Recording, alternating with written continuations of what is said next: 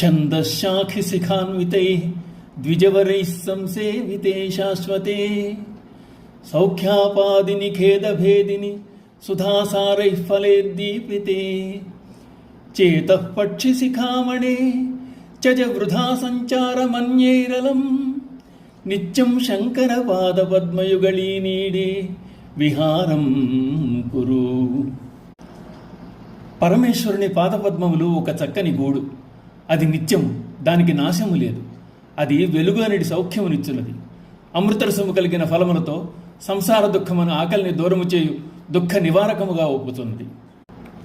ఓ చిత్తమా, ఆ పాదపద్మములందు విహరించి ఆనందింపు.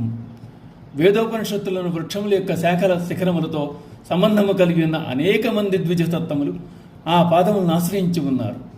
ఆ పరమేశ్వరుని పాద సరసిజములను ఓ మనసా నీవును ఆశ్రయింతువుగాక.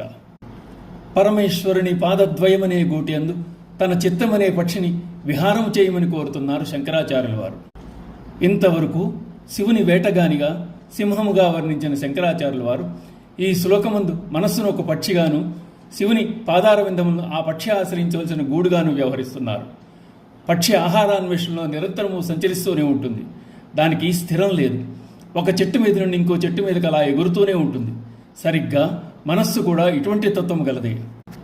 భగవద్గీతలో అర్జునుడంతటి వాడు కృష్ణునితో మనస్సును ఎలా స్వాధీనంలోకి తెచ్చుకొనవలేనో చెప్పమని మొరపెట్టుకుంటూ, కృష్ణ, నా మనసు దీపశిఖవలే ఇటు అటు చెలించుతూ నిలకడ కోల్పోయి ఉంది. మందర పర్వతం క్షీరసాగరాన్ని మధించినట్లు మనసు దేహేంద్రియాదులను మధించి వేస్తోంది. మదపుటేనుగు అంకుశంతో ఎంత పొడిచినా మాట వినదు. అలాగే మనసు విషయభోగముల నుండి మరల్టుకు ఇష్టపడడం లేదు. చంచలమైన ఈ మనసును ఎలా నియంత్రించాలో నువ్వే చెప్పు అని వేడుకున్నాడు. ఇన్ని స్వభావాలు కలిగిన మనస్సు జన్మాంతర వాసనలను, సంస్కారములను కూడగట్టుకుని మరింత దృఢంగా వ్యవహరిస్తోంది. అన్ని విషయాలు, అందరి విషయాలు తనకి కావాలనుకుంటుంది.